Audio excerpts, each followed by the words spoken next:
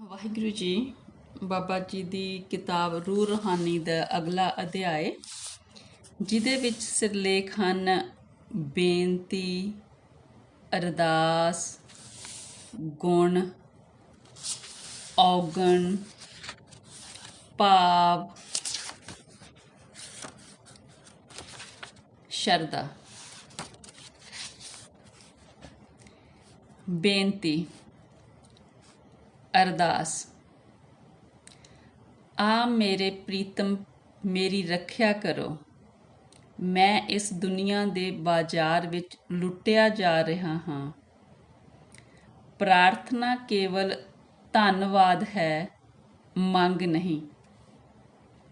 ਸਿਰਫ ਸਿਰ ਝੁਕਾਉਣ ਦਾ ਨਾਮ ਪ੍ਰਾਰਥਨਾ ਨਹੀਂ, ਖੁਦ ਝੁਕ ਜਾਣ ਦਾ ਨਾਮ ਪ੍ਰਾਰਥਨਾ ਹੈ।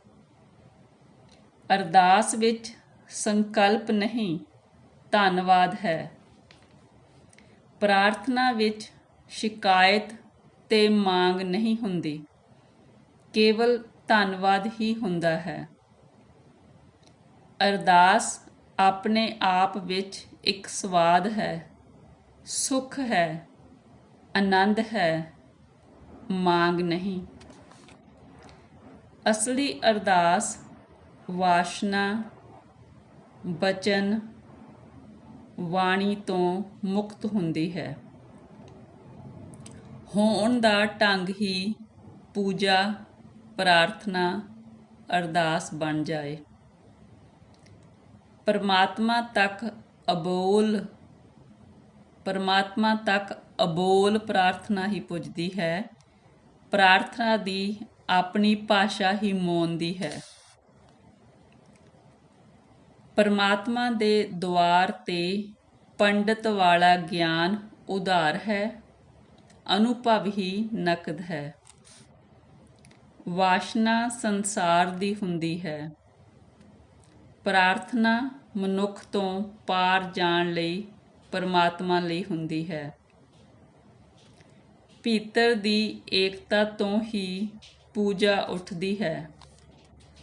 ਭੀਤਰ ਦੀ ਏਕਤਾ ਤੋਂ ਹੀ ਪੂਜਾ ਉੱਠਦੀ ਹੈ। ਅੰਦਰ ਦੀ ਅਖੰਡਤਾ ਤੋਂ ਹੀ ਪ੍ਰਾਰਥਨਾ ਦੀ ਸੁਗੰਧ ਆਉਂਦੀ ਹੈ। ਹੋਣ ਦਾ ਢੰਗ ਹੀ ਪੂਜਾ, ਪ੍ਰਾਰਥਨਾ, ਅਰਦਾਸ ਬਣ ਜਾਏ। ਸਿਖਾਈ ਹੋਈ ਪਾਠ ਤੇ ਪੂਜਾ ਕਿਸੇ ਕੰਮ ਦੀ ਨਹੀਂ, ਉਹ ਨਕਲੀ ਹੈ। ਪੂਜਾ ਧੰਨਵਾਦ ਹੈ ਤਾਂ ਪੂਜਾ ਹੈ। ਜੇ ਵਾਸ਼ਨਾ ਹੈ, ਮੰਗ ਹੈ, ਕੁਝ ਚਾਹਨਾ ਹੈ ਤਾਂ ਮੂਰਤ ਪੂਜਾ ਹੈ। ਭਗਤ ਦੀ ਪ੍ਰਾਰਥਨਾ, ਪੁਕਾਰ, ਪਿਆਸ ਇੰਨੀ ਵੱਧਦੀ ਹੈ, ਪਿਆਸਾ ਨਹੀਂ ਬਚਦਾ, ਪਿਆਸ ਹੀ ਰਹਿ ਜਾਂਦੀ ਹੈ। ਪੂਜਾ ਤਾਂ ਵਾਸ਼ਨਾ ਦੀ ਸਮਾਪਤੀ ਲਈ ਧੰਨਵਾਦ ਹੈ। ਹੋਰ ਚਿੰਤਾ ਕਰਨ ਤੋਂ ਬਜਾਏ ਇਹ ਚਿੰਤਾ ਕਰੋ, ਮੈਥੋਂ ਕੋਈ ਅਜਿਹਾ ਕੰਮ ਨਾ ਹੋਵੇ ਜਿਹੜਾ ਮੇਰੇ ਵਾਹਿਗੁਰੂ ਜੀ ਨੂੰ ਨਾ ਭਾਵੇ। ਪ੍ਰਾਰਥਨਾ ਜੋ ਤੁਮ ਕਰੋ ਸੋ ਭਲ ਹਮਰੇ, ਮੈਂ ਹਰ ਹਾਲਤ ਵਿੱਚ ਰਾਜ਼ੀ ਹਾਂ। ਭਗਤ ਦੀ ਬੇਨਤੀ। ਪ੍ਰਭੂ ਮੈਂ ਦੀਨ ਹਾਂ, ਮੇਰੇ ਪਾਸ ਕੁਝ ਵੀ ਨਹੀਂ। ਜੋ ਤੂੰ ਸੰਪਤ ਦਿੱਤੀ ਸੀ, ਉਹ ਵੀ ਵਿਰਥਾ ਗਵਾ ਦਿੱਤੀ ਹੈ। ਕੇਵਲ ਭਰੋਸਾ ਹੈ ਤੂੰ ਕਿਰਪਾਲੂ ਹੈ, ਕਰੁਣਾਵਾਨ ਹੈ। ਗੁਣ, ਔਗਣ। ਆਦਰ ਸੰਪਤ ਦਾ ਅਤੇ ਸ਼ਰਧਾ ਆਤਮਕ ਗੁਣਾਂ ਦੀ ਹੁੰਦੀ ਹੈ। ਆਪਣੀ ਭੁੱਲ ਨੂੰ ਸਵੀਕਾਰਨਾ ਸਵੀਕਾਰ ਦੀ ਇੱਕ ਐਸੀ ਅਗਨ ਹੈ, ਭੁੱਲ ਨਹੀਂ ਬਚ ਪਾਏਗੀ। ਬਹੁਗਿਣਤੀ ਗੁਣ ਔਗਣ ਵੇਖੇ ਤੋਂ ਬਿਨਾਂ ਖੁਦਗਰਜੀ ਦੀ ਮਿੱਤਰਤਾ ਬਣਾਉਂਦਾ ਹੈ।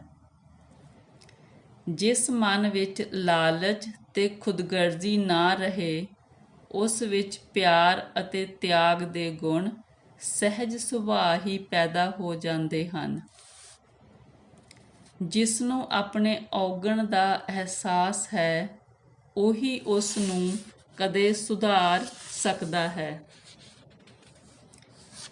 ਭਾਵ ਉਸ ਮਨੁੱਖ ਨਾਲੋਂ ਦਰਿਦਰੀ ਹੋਰ ਕੋਈ ਨਹੀਂ ਜਿਸ ਮਨੁੱਖ ਦੇ ਜੀਵਨ ਵਿੱਚੋਂ ਪਰਮਾਤਮਾ ਦਾ ਭਾਵ ਖੋ ਗਿਆ। ਭਗਤ ਭਾਵ ਹਿਰਦੇ ਵਿੱਚੋਂ ਉੱਠਦੀਆਂ ਹੋਈਆਂ ਤਰੰਗਾਂ ਹਨ। ਕਿਸ ਤਰ੍ਹਾਂ ਉਸ ਨੂੰ ਸ਼ਬਦਾਂ ਵਿੱਚ ਢਾਲੋਗੇ?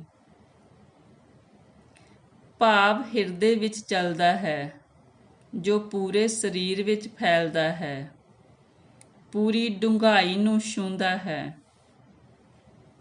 ਅੰਦਰ ਦੀ ਭਾਵ ਦਸ਼ਾ ਪਹਿਲਾਂ ਬਣੇ ਤਾਂ ਹੀ ਗੁਣ ਗਾਇਨ ਹੁੰਦੇ ਹਨ। ਬੰਦਾ ਝੁਕਾਇਆ ਨਾ ਗਿਆ ਹੋਵੇ, ਖੁਦ ਜਿੱਥੇ ਵੀ ਝੁਕਿਆ ਹੈ ਪਰਮਾਤਮਾ ਅੱਗੇ ਹੀ ਝੁਕਿਆ ਹੈ। ਕੋਈ ਅੰਦਰ ਭਾਵ ਹੈ ਜਿਸ ਨੂੰ ਰਸਤਾ ਨਹੀਂ ਮਿਲਦਾ। ਸਾਖਸ਼ੀ ਭਾਵ ਅਤੇ ਵਿਚਾਰ ਇਕੱਠੇ ਨਹੀਂ ਹੁੰਦੇ। ਸ਼ਬਦ ਵਿੱਚ ਭਾਵ ਨਹੀਂ ਬੱਝਦਾ। ਧਿਆਨ, ਪ੍ਰੇਮ, ਪ੍ਰਾਰਥਨਾ, ਵਿਚਾਰ ਨਹੀਂ, ਇੱਕ ਭਾਵ ਦਸ਼ਾ ਹੈ। ਭਾਵ ਦਸ਼ਾ ਦਾ ਗੁਣ ਧਰਮ ਹੀ ਨਿਰਵਿਚਾਰ ਹੈ। ਗਲਤ ਕਰਮ ਕੀਤਾ ਹੋਇਆ ਅਪਰਾਧ ਹੈ। ਗਲਤ ਭਾਵ ਉੱਠਿਆ ਪਾਪ ਹੈ। ਵਿਚਾਰ ਮਸਤਕ ਅਤੇ ਮਨ ਵਿੱਚ ਚੱਲਦਾ ਹੈ, ਭਾਵ ਹਿਰਦੇ ਅਤੇ ਪੂਰੇ ਪ੍ਰਾਣਾਂ ਵਿੱਚ। ਚੇਤਨਾ ਦੀ ਗਤ ਸਿਰਜਣ, ਕੁਝ ਬਣਾਉਣ ਦੀ ਭਾਵਨਾ, ਉਸਾਰਨ ਦੀ, ਸੇਵਾ ਕਰਨ ਦੀ। ਪਰਮਾਤਮਾ ਦਾ ਮਾਰਗ ਵਿਚਾਰ ਤੋਂ ਭਾਵ ਦਸ਼ਾ ਵੱਲ ਜਾਣਾ ਹੈ।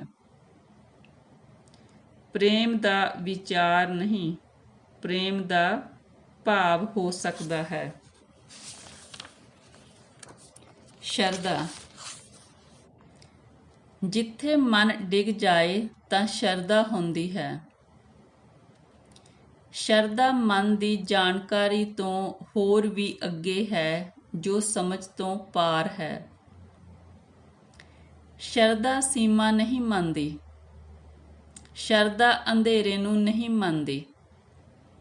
ਸ਼ਰਧਾ ਖਰੀਦੀ ਨਹੀਂ ਜਾ ਸਕਦੀ ਅਤੇ ਨਾ ਹੀ ਕਿਤੇ ਵਿਕਦੀ ਹੈ। ਮੰਨੀ ਹੋਈ ਸ਼ਰਧਾ ਅਮਲੀ ਨਹੀਂ, ਕਮਜ਼ੋਰ ਹੈ। ਕਿਉਂ ਨਾ ਰਵੇ ਤਾਂ ਹੀ ਸ਼ਰਧਾ, ਭਗਤੀ, ਪ੍ਰੇਮ, ਪਰਮਾਤਮਾ ਦੀ ਪ੍ਰਾਪਤੀ ਹੈ। ਸ਼ਰਧਾ ਮਨ ਦਾ ਹਿੱਸਾ ਨਹੀਂ। ਧਰਮ ਦੀ ਆੜ ਵਿੱਚ ਰਾਜਨੀਤੀ ਚਲਾਉਣ ਦੀ ਸੁਵਿਧਾ ਹੈ। ਸ਼ਰਧਾ, ਪ੍ਰੇਮ ਦੀ ਪਿਆਸ, ਸਾਧਕ ਪਿਆਸਾ। ਸ਼ਰਧਾ ਪਰਮਾਤਮਾ ਵੱਲੋਂ ਮਿਲੀ ਸੀ ਜੋ ਤਰਕ ਦੇ ਥੱਲੇ ਦਬ ਗਈ ਹੈ। ਬੋਧ ਦੀ ਗਹਿਰਾਈ ਵਿੱਚ ਸ਼ਰਧਾ ਪੈਦਾ ਹੁੰਦੀ ਹੈ। ਸ਼ਰਧਾ ਤੋਂ ਬਾਅਦ ਇੰਦਰੀਆਂ ਦੇ ਪਾਰ ਦੀ ਖੋਜ ਸ਼ੁਰੂ ਹੁੰਦੀ ਹੈ। ਸ਼ਰਧਾ ਪਹਿਲੇ ਜੋ ਨਹੀਂ ਦੇਖਿਆ ਉਸ ਤੇ ਭਰੋਸਾ। ਸ਼ਰਧਾ ਜੋ ਪ੍ਰਮਾਣਿਤ ਨਹੀਂ ਕੀਤਾ ਜਾ ਸਕਦਾ ਉਸ ਵੱਲ ਯਾਤਰਾ। ਅੰਧੇਪਣ ਵਿੱਚ ਵੀ ਪ੍ਰਕਾਸ਼ ਦਾ ਭਰੋਸਾ। ਸ਼ਰਧਾ ਜੋ ਪ੍ਰਮਾਣਿਤ ਨਹੀਂ ਕੀਤਾ ਜਾ ਸਕਦਾ ਉਸ ਵੱਲ ਯਾਤਰਾ। ਅੰਧੇਪਣ ਵਿੱਚ ਵੀ ਪ੍ਰਕਾਸ਼ ਦਾ ਭਰੋਸਾ। ਅਧਿਆਏ ਦੀ ਸਮਾਪਤੀ।